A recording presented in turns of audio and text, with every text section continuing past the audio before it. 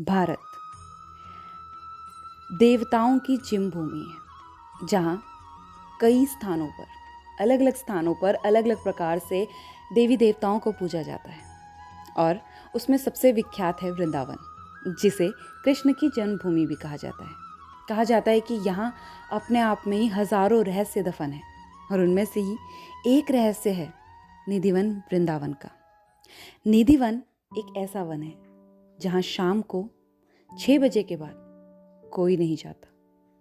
कहते हैं कि उस समय के बाद जैसे जैसे रात्रि होने लगती है, बंदर पक्षी भी वहां से चले जाते हैं। अब अपने आप में ही वहां क्या रहस्य है, ये तो अभी तक किसी को भी नहीं पता है। मगर कहते हैं जहां विश्वास होता है वहां अंधविश्वास भी विश्वास लगने लगता है। और वैसी ही एक सत्य घटना है सीमा राठौर जी के साथ। सीमा राठौर जी ने जो देखा उस दिन, उस रात, फिर न कभी देखने की इच्छा होगी, क्योंकि जीवन में इससे ज्यादा किसी को कुछ नहीं चाहिए। श्रीधाम वृंदावन का नंद भवन, जहाँ 6 बजे के बाद कहते हैं पेड़ आपस में करीब आने लगते हैं और वो तुलसी के पेड़ गोपियां बन जाती हैं। अब इसमें कितना सच है, आइए जानते हैं। कहते हैं कि सीमा राठौर जी की शादी हुई। वो दिल्ली की ही रहने वाली हैं, लेकिन शादी एक ऐसे इंसान से हुई जिसे सीमा जी से कोई मतलब नहीं था। पीने में, खाने में उनका पूरा दिन चला जाता और नशे में वो आदमी धुत रहता। सीमा जी के साथ लड़ाई झगड़े उसके रोज के थे। सीमा जी ये चाहती थी कि कैसे भी इस जीवन से मुझे छुटकारा मिल जाए। शादी के कुछ टाइम बाद वो 4 महीने की गर्भवती हुई, और उसके बाद उन्होंने डिसाइड कर लिया कि अब मैं इनके साथ नहीं रहूंगी। मैं चाहूंगी कि मेरा बच्चा इस दुनिया में आए तो एक ऐसी स्थान पर आए, एक ऐसे एनवायरनमेंट में आए जहां पर भगवान का नाम लिया जाता हो, शांति हो, कलेश दूर दूर तक ना हो। बस यही सोचकर उन्होंने अपने भाई को बुलाया, अपने से छोटे भाई जिसकी उम्र 21 करीब में रही होगी। उन्होंने अपने भाई से कहा, जो अवसगवास दिल्ली के ही पास की एक जगह है, अवसगवास से बुलाया और कहा, भाई आओ, मुझे वृंदावन जाना है, मुझे वृंदावन ले चलो। उनके भाई आए और शाम की गाड़ी से उन्हें वृंदावन ले गए।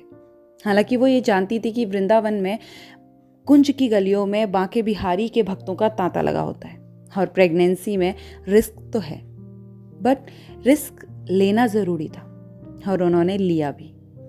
वो गई जैसे तैसे लाइन में लगकर भगवान के दर्शन किए, पहले मथुरा में और फिर उसके बाद वृंदावन में। श्री राधे राधे राधे करते हुए सब लाइन में आगे बढ़ते जा रहे थे। वहीं के किसी गोस्वामी जी ने उन्हें निधिवन के बारे में बताया। अब जीवन भर तो उन्होंने कलेश ही देखा था, निधिवन के बारे में सुना तो रहा नहीं गया। कहा, भाई मैं चलूंगी। भाई ने कहा चलो। 3, साढ़े 3, 4 बजे वो अंदर गए, घूमने लगे तो उन्हें प्यास लगने लगी। कहने लगी, मुझे बहुत कमजोरी हो रही है भाई, मेरे लिए पानी लेके आ, मुझे प्यास लग रही है।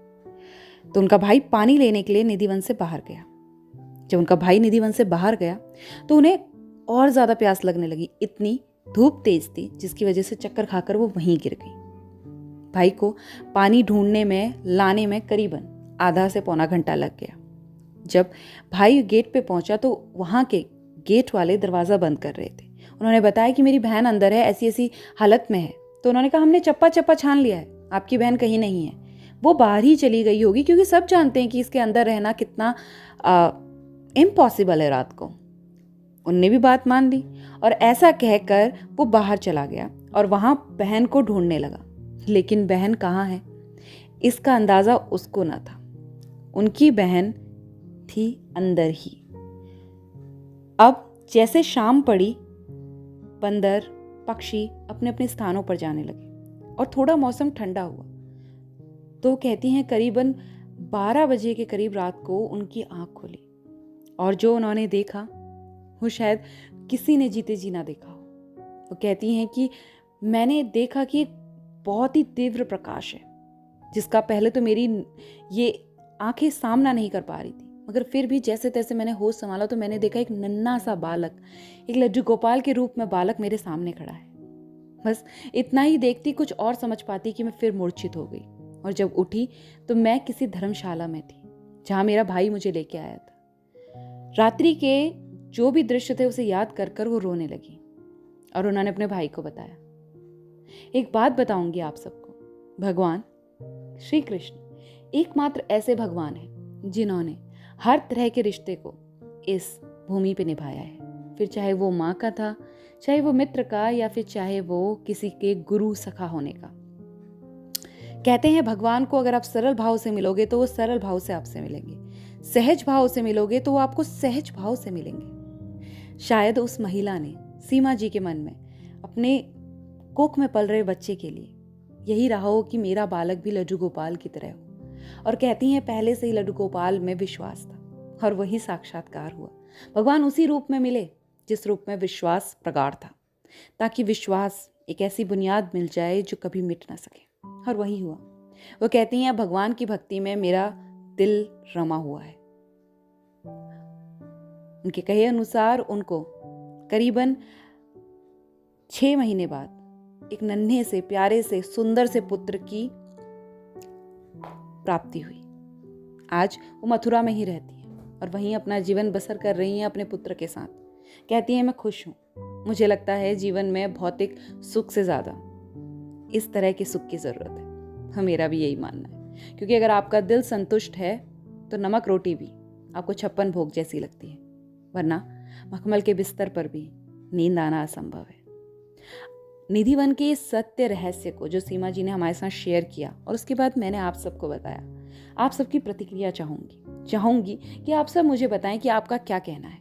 क्या ये विश्वास अंधविश्वास है या फिर इसमें कोई साइंटिफिक तत्व है? जैसा भी है मुझे कमेंट में बताइएगा। और अगर हाँ आप भगवान श्री कृष्ण के सच्चे भक्त हैं तो राधे राधे लिखना ना भूलें, जिससे मैं हर बार कहती हूँ जल्द लौटूंगी एक अच्छे से सत्य प्रसंग के साथ। तब तक अपना अपने परिवार का ख्याल रखिए, लगे रहिए लड्डू गोपाल की भक्ति में, और कमेंट में लिखते हुए जाइएगा श्री कृष्णा, राधे राधे। सुमित दरवाजा बंद करो इधर आके।